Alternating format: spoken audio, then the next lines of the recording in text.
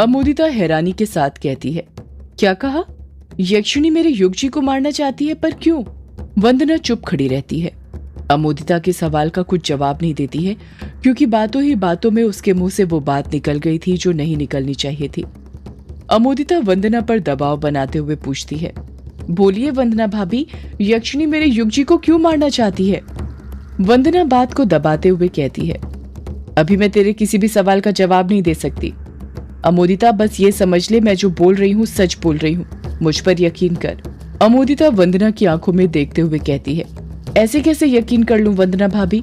आप मेरे सब सवालों से बचने की कोशिश कर रही हैं, मेरे किसी सवाल का जवाब नहीं दे रही। मुझे नहीं लगता यदि यक्षिणी को आपने मार दिया तो उसके बाद आप मुझे अपना नाखून देंगी भी। वंदना परेशान होते हुए कहती है, अब मैं तुझे कैसे यकीन दिलाऊं अपनी बातों पर अमोदिता? ऐसा मैं क्या करूं जिससे तुझे मुझ पर यकीन आए? वंदना सोचने लग जाती है कि कैसे वो अमोदिता का विश्वास जीते। तभी वंदना की नजर अमोदिता के खुले बालों पर पड़ती है और वो अमोदिता का एक बाल तोड़ते हुए कहती है, अमोदिता तुझे तो पता ही होगा कि दो सौदाइनों के बीच के सौदे सबसे बड़े सौदे होते हैं। उन सौदे को तोड़ना मतलब अपनी मौत को गले लगाना।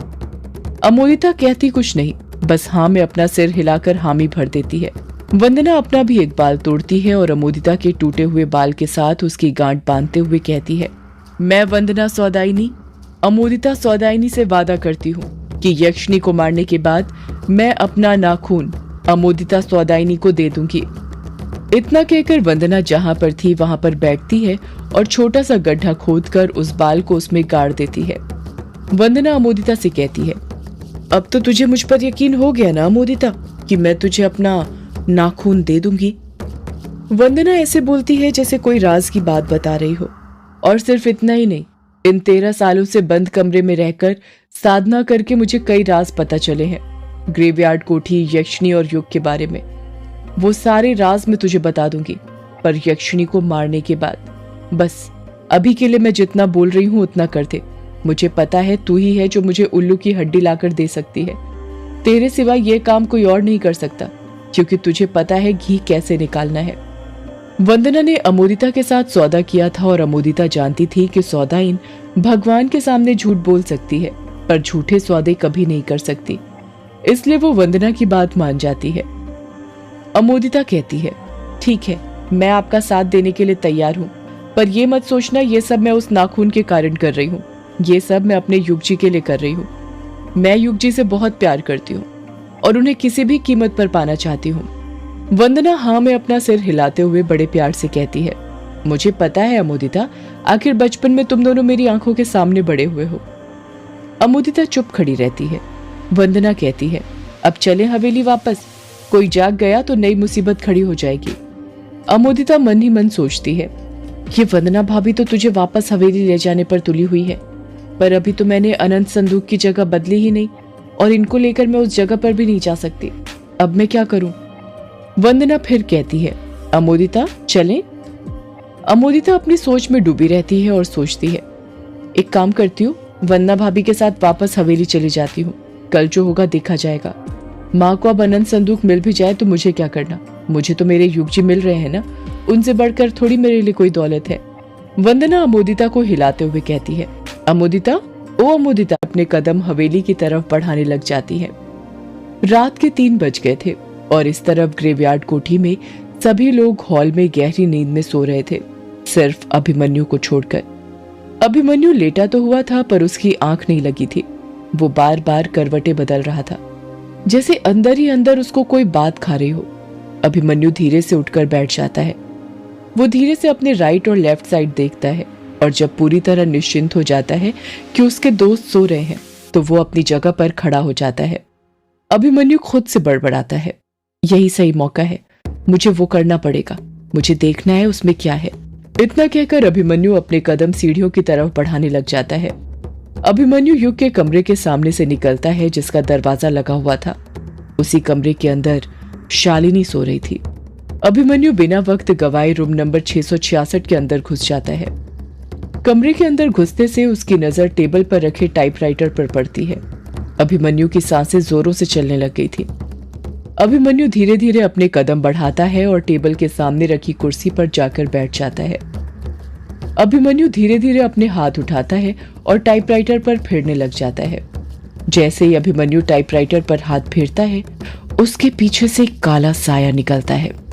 अभिमन्यु तुरंत पीछे मुड़ता है, पर उसके पीछे सिवाय किताबों के रैक के कुछ नहीं था। अभिमन्यु टाइपराइटर के बगल में ही उसने जो स्क्रू ड्राइवर रखा था उसे उठाता है और टाइपराइटर को उल्टा पलटकर उसका स्क्रू खोलने के लिए तैयार हो जाता है। अभिमन्यु स्क्रू खोलने ही वाला था कि तभी शालिनी की भारी आवाज सुनाई देती है। रुक जाओ अभिमन्यु। शालिनी की आवाज सुनकर अभिमन्यु घबरा जाता है। अभिमन्यु के पीछे शालिनी खड़ी हुई थी। अभिमन्यु हकलाते हुए कहता है, शालिनी तुम कब आई? शालिनी अभिमन्यु की बात को काटते हुए कहती है, ये तुम क्या कर रहे हो अभिमन्यु? अभिमन्यु बेधड़क होकर कहता है, दिख नहीं रहा, टाइपराइटर खोल रहा हूं। शालिनी अभिमन्यु को मना करते हुए कहती है, अभिमन्यु मैंने मना किया था ना टाइपराइटर मत खोलना, फिर क्यों खोल रहे हो तुम? अभिमन्यु शालिनी से अपनी नजरें हटाते हुए कहता है, हाँ मना किया था, पर अब मेरा मन बदल गया, अब तो मैं इसे खोल कर रहूंगा। शालिनी झट से कहती है, रुक जाओ अभिमन्यु, ऐसा मत करो, टाइपराइटर मत खोलो, उठो वहां से। अभिमन्यु कहता है, अब तो मैं तभी उठूंगा जब इस टाइपराइटर को खोल लूंगा। शालिनी गुस्से के साथ कहती है, मैं बोल रही हूं अभिमन्यु, इसका अंजाम ठीक नहीं होगा, रुक जा। अभिमन्यु चतुराई भरी मुस्कान के साथ कहता है, कभी कभी हमें कुछ काम उसका अंजाम बिना जाने ही करना चाहिए। शालिनी बार बार अभिमन्यु को समझाए जा रही थी, पर अभिमन्यु नहीं समझ रहा था। शालिनी को देखकर ऐसा लग रहा था जैसे उसे बहुत गुस्सा आ रहा हो, पर किसी वजह से उसने अपने गुस्से पर कंट्रोल करके रखा हो। शालिनी तुरंत उस कमरे से बाहर निकल जाती है और भागते भागते युग के पास जाती है और उसे उठाते हुए कहती है, युग जी उठिए, युग जी उठिए।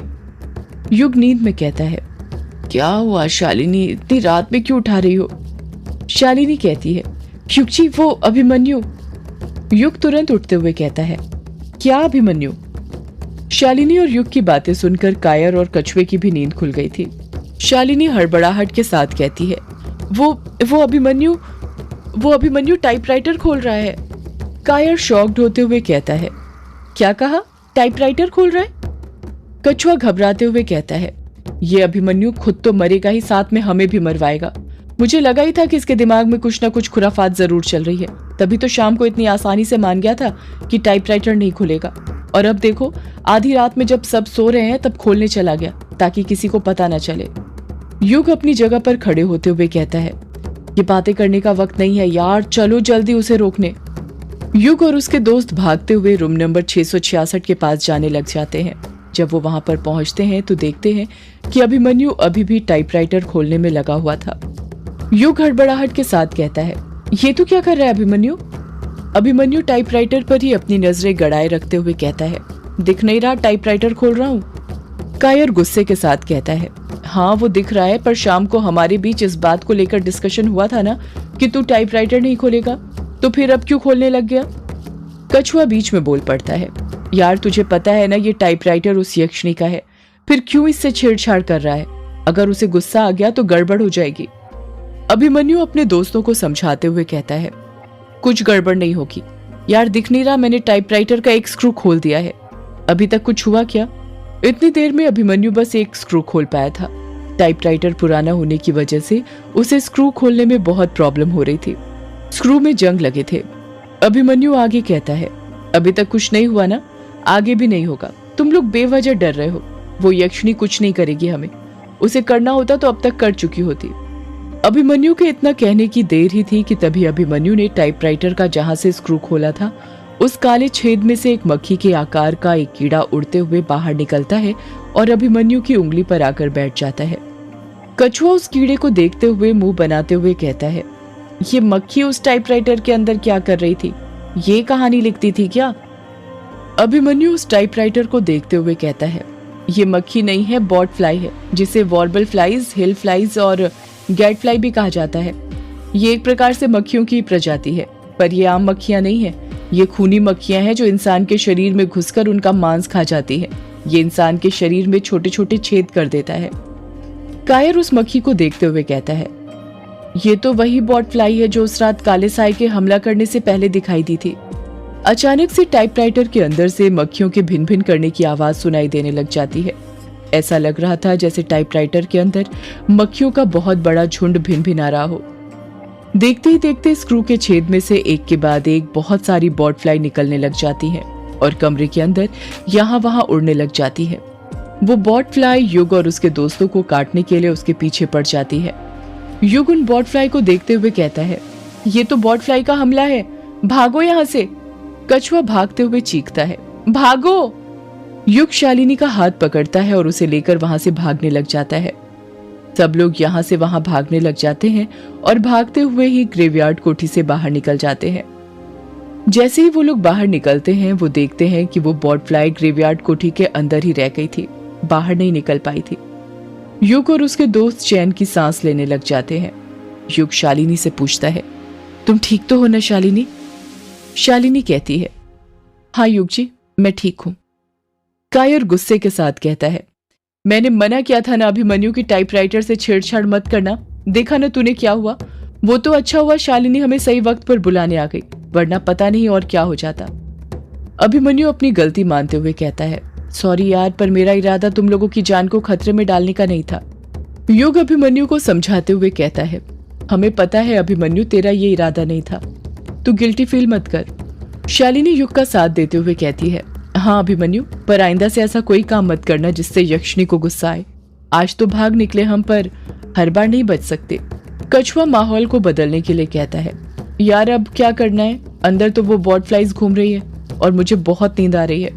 कायर कहता है, हमें यहीं रात बितानी पड़ेगी, सुबह होते ही वो बॉट फ्लाइज गायब हो जाएगी। उस बार भी यही हुआ था। अभिमन्यु शक करते हुए पूछता है, तू इतनी श्योरिटी के साथ कैसे कह सकता है कि सुबह होते ही वो बॉट फ्लाई चले जाएंगे?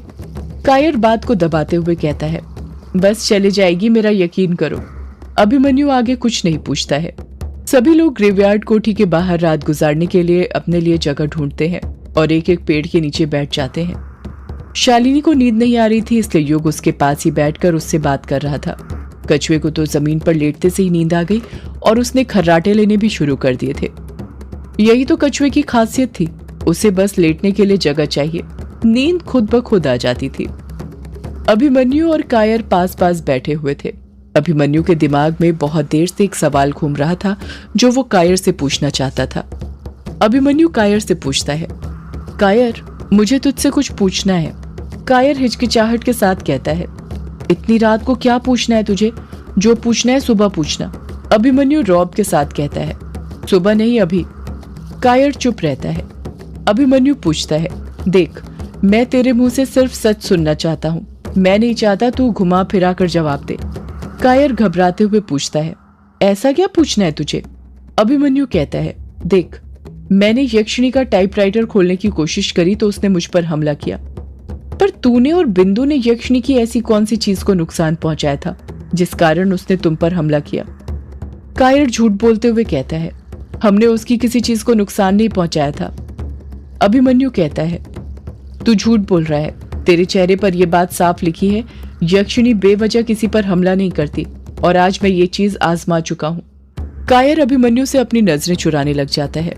अभिमन्यु फिर कहता है, सच सच बता, तूने और बिंदु ने उस रात ग्रेवयार्ड कोठी में यक्षिणी की किस चीज को नुकसान पहुंचाया था जिस कारण उसने तुम पर हमला किया था?